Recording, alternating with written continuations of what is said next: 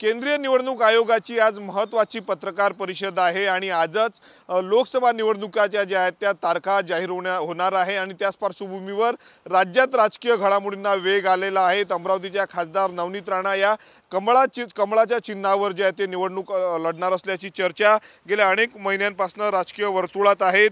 2 दिवसांपूर्वीच आमदार रवी राणा यांनी जे आहे ते उपमुख्यमंत्री देवेंद्र फडणवीस यांची तातडीने जे आहे ते नागपूरला जाऊन भेट घेतली आणि त्याच ठिकाणी जे आहे ते खासदार नवनीत राणांची उमेदवारी निश्चित झाल्याचं बोलले जाते। आणि त्याच पार्श्वभूमीवर दुसरीकडे आज युवा स्वाभिमान पार्टीच्या वतीने जे आहे ते भव्य कार्यकर्ता मेळाव्याचे आयोजन करण्यात आलेलं आहे। खासदार नवनीत राणा जे आहे ते आज मोठा निर्णय घेणार असल्याची शक्यता आहे। त्या अमरावतीच्या संत ज्ञानेश्वर सांस्कृतिक भवनामध्ये जो आहे तो सायंकाळी 5 वाजता भव्य कार्यकर्ता मेळावा पार पडणार आणि त्याचे होर्डिंग्स या ठिकाणी शहरात ठिकठिकाणी लावण्यात आलेला आपण बघू शकतो। मोठा निर्णय घेणार, दिशा ठरणार अशा आशयाचे जे आहेत ते पोस्टर या ठिकाणी लावण्यात आलेले आहेत।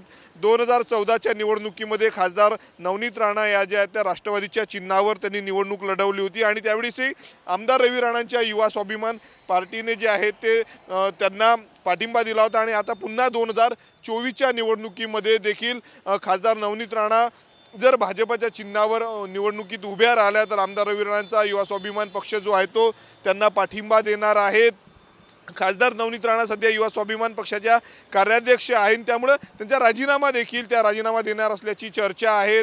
आजच त्यांचा राजीनामा होऊ शकतो असं देखील बोललं जातं। दुसरीकडे जोरदार तयारी जी आहे ते सुरू झालेली आहे। याच संत ज्ञानेश्वर सांस्कृतिक भवनामध्ये जो आहे तो हा कार्यकर्ता मेळावा पार पडणार आहे। युवा स्वाभिमान पक्षाचे जिल्ह्यातील प्रमुख पदाधिकारी कार्यकर्ते या मेळाव्याला येणार आणि त्या ठिकाणी कार्यकर्त्यांचं मत जे आहे ते आमदार रवी राणा आणि खासदार नवनीत राणा जाणून घेणार आहेत। पुढील वाटचाल कशी असणार आहे राजकीय राणा दंपत्याची हे देखील आज स्पष्ट होणार आहे। दुसरीकडे जर आपण पाहिलं तर महायुतीमधनं शिवसेनेचे नेते माजी खासदार आनंदराव अडसूळ हे देखील अमरावती लोकसभामधनं निवडणूक लढण्यात जे आहेत ते इच्छुक आहेत। त्यांनी तयारी केली, अनेकदा बोलून दाखवलं की हा शिवसेनेचा बालेकिल्ला आहे, त्यामुळे खासदार नवनीत राणांना उमेदवारी न देता ती मला दिली पाहिजे असं आनंदराव अडसूळांनी बोललात। आज दुसरीकडे त्यांचा मेळावा होत असतानाच आनंदराव अडसूळ यांचे पोस्टर देखील प्रचाराचे व्हायरल झालेले आहेत। त्या पोस्टरवर पंतप्रधान नरेंद्र मोदी यांचा फोटो आहे, उपमुख्यमंत्री देवेंद्र फडणवीस असतील, अजित पवार असतील, मुख्यमंत्री एकनाथ शिंदे यांचे फोटोस आहेत आणि धनुष्यबाणाचं देखील चिन्ह आहे। एकीकडे निवडणुकीचं रणशिंग देखील आनंदराव अडसूळ यांनी फुंकलेलं आहे। ज्या पद्धतीनं बारामती लोकसभा मतदारसंघात विजय शिवतारे शिंदेचे नेते जे आहेत ते त्यांनी प्रचार सुरू केला आणि त्याच पद्धतीनं आनंदराव अडसूळ देखील रिंगणात उतरलेले आहेत। त्यामुळे उमेदवारी कोणाला मिळणार हे देखील पाहणं महत्त्वाचं ठरणार आहे। अमरावतीच्या उमेदवारीवरनं जे आहे ते महायुतीमध्ये रस्सीखेच होण्याची शक्यता आहे। दुसरीकडे जर आज आपण पाहिलं तर राणांचा जो आज मेळा होतोय कार्यकर्ता मेळावा, या कार्यकर्ता मेळाव्यामध्ये खासदार नवनीत राणा काय निर्णय घेणार याकडे सर्वांचं लक्ष लागलेलं आहे। कॅमेरामन अनिकेत दहातोंडेसह मी स्वप्नील उमप, TV9 मराठी, अमरावती।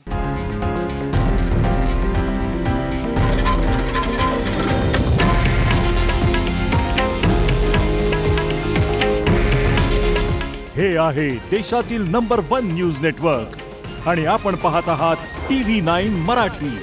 काळजी तुमची, हित महाराष्ट्राचं।